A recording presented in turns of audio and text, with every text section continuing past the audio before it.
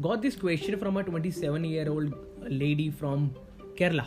She claims that she is a middle class girl who has been brought up in a toxic family. Parents never had a healthy relationship with each other, and she had grown only watching hatred within the family. Although her parents provided her with good education and material needs, but everything was actually dependent on her productivity rather than being out of affection and love. She also states that there was no family celebration, no going out together, and she always wanted to do something in the field of art, but just to please her parents, she chose the career of being a CA, and it took her a lot of time to clear. And although her parents were hoping that she would not be able to clear that, but she did. And in 2014, her father passed away due to health issues and alcoholism, and she also claims that he was an absent father figure. Although later she started working on her training and started working also, but the thing is, now she is fed up due to three reasons. A, her mom is one of the most toxic person she now has to deal with. She claims that she not only has signs of being a covert narcissist, she is a narcissist, and she always demeans her, demotivates her.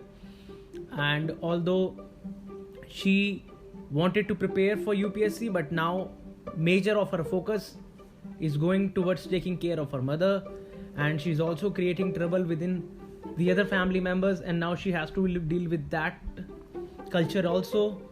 And she now is suffering with PTSD, which is post traumatic stress disorder, and now she's not able to clear, and she's suffering with two issues: that how to handle the situation with her mom, and how to have undeviated focus towards the career.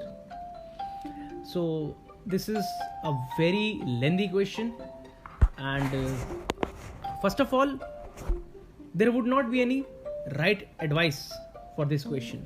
This is what you call misfortune, you could call unwanted timing, whatever you want to call it.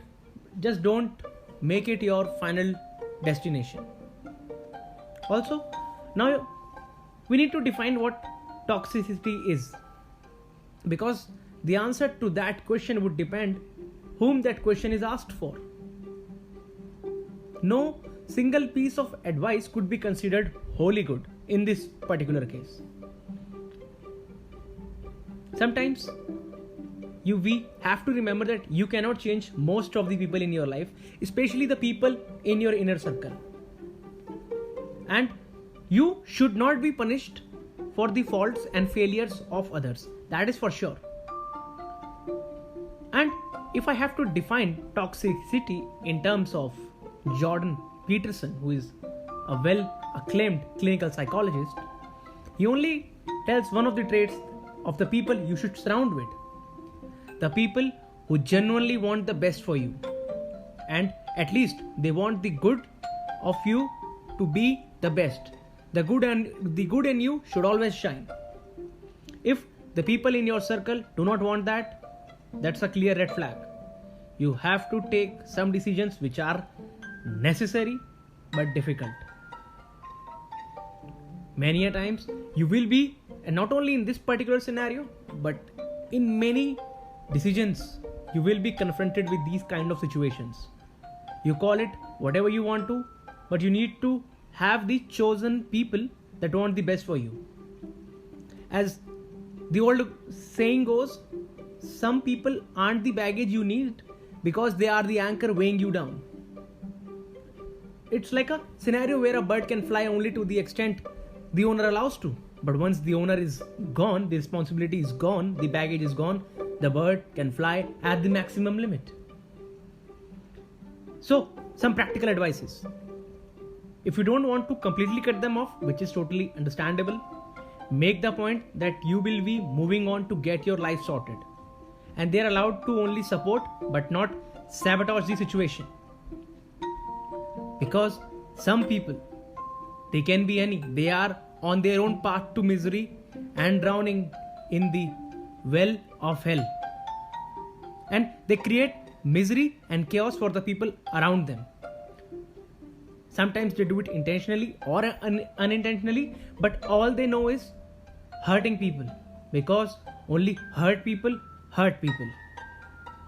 Sometimes you have to let people go to hell their own way. You cannot allow people to repeatedly mistreat you. It can become a reward for them. It is the only objective they are left with in their own life. So finally make the decision to either cut them off or to limit the contact. And the thing is, many a times, actually most of the times, we are not afraid of taking the difficult decision or the most necessary decision.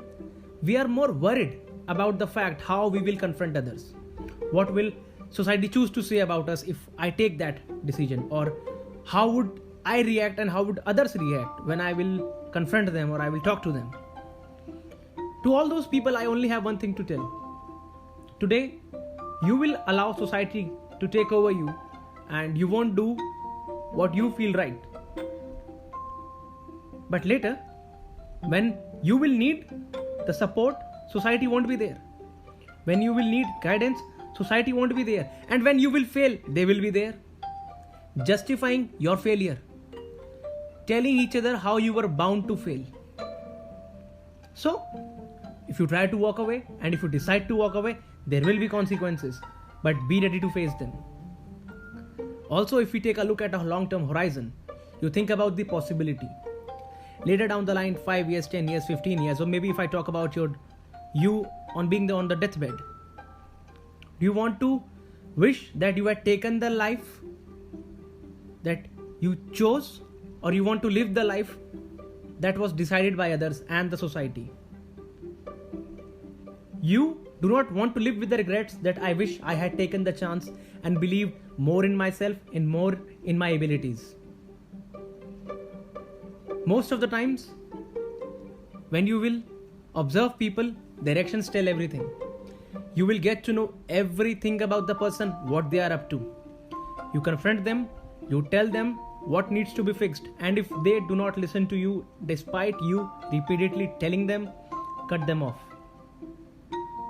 Even if you choose to say, tell them what is off the limits and what is allowed and what is not. It might. Let's take a scenario wherein you choose to stay with all this chaos in your life.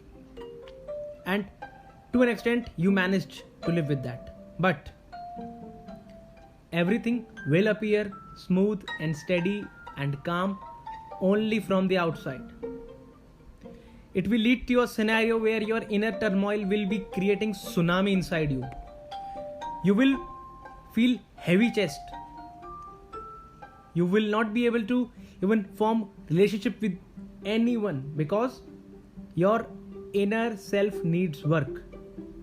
This vicious circle will take over you, wherein you will not be able to decide if you did the right thing or the wrong thing, because there will be a regret that what if I had decided to choose the other path. So choose that, but form your own decision.